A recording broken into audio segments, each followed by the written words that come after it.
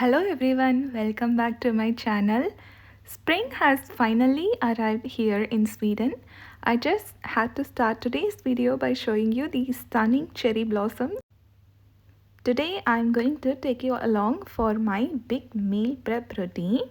We are going to preserve the fresh spices and make some delicious homemade meal to avoid the takeout from the restaurant. I'm going to get everything ready for the week ahead so we can save the time and money. Let's get started. We have the local grocery store nearby, but the Indian supermarket is quite far away. Whenever we go there, if we find the fresh produce, we will buy it in a big portion to make them last. I'm going to show you the few tips and tricks that I follow.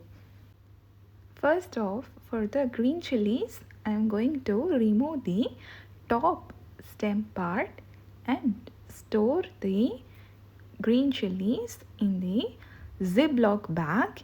Make sure to squeeze out every bit of air before sealing it.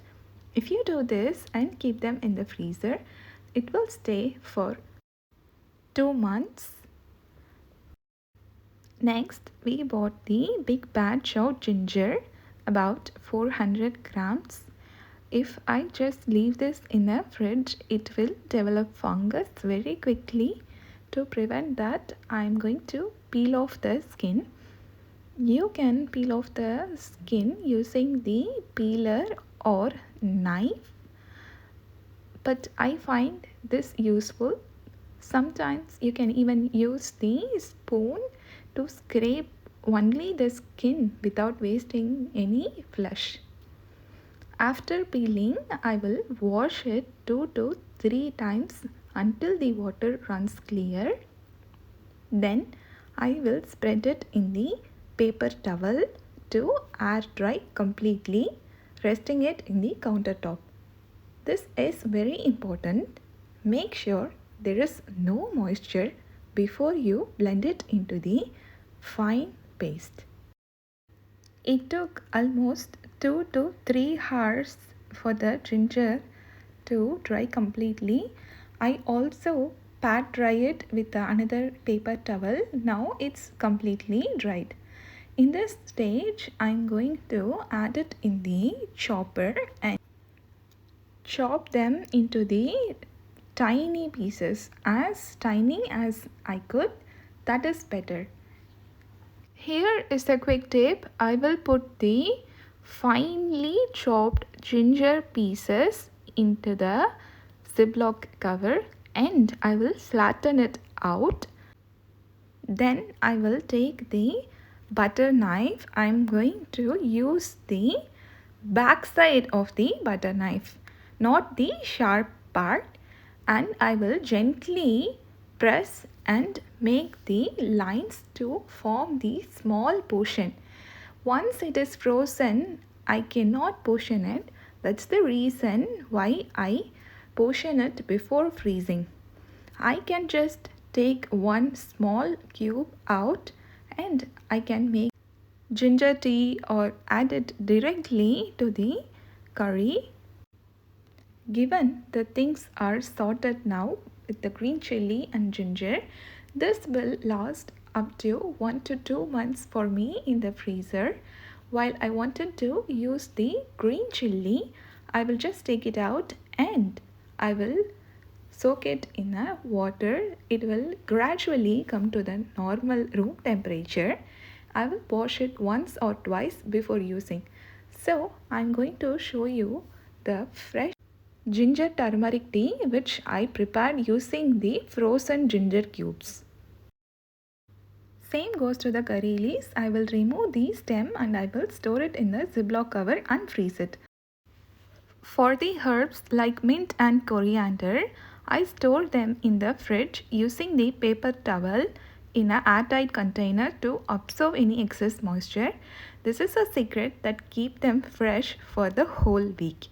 Same goes to moringa leaves, but it will stay fresh for 3 days in the fridge if you store it in an airtight container using the paper towel. Here in Sweden, finding the fresh coconut is a bit difficult.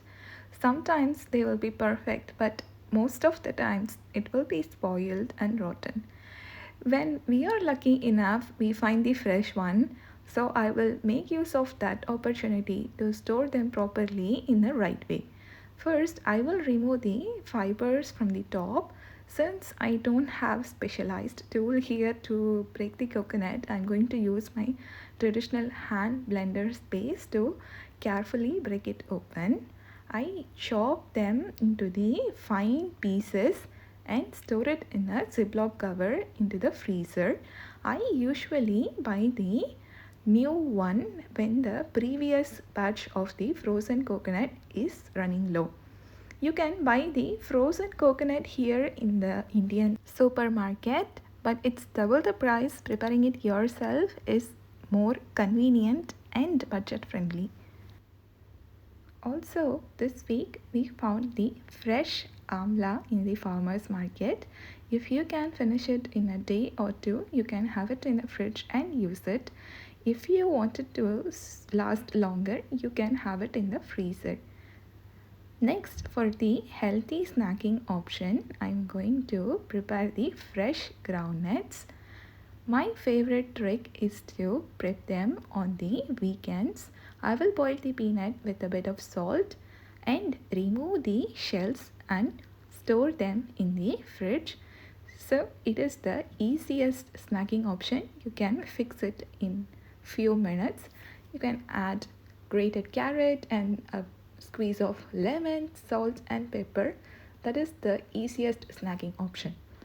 For the strawberries, if you leave them in the fridge, it will stay fresh for up to 2 days. To make them last for 2 to 3 months, freezing is the best option. Don't wash them before freezing. Freeze them as they are and then wash them right before you will use it. Now let's make tomato thokku. I am going to prepare 1.5 kilo of tomato. I boiled them and removed the skin and blended them into the smooth puree. In the pan, I will add the necessary ingredients for the tempering and I'm going to let them splutter and turn golden brown.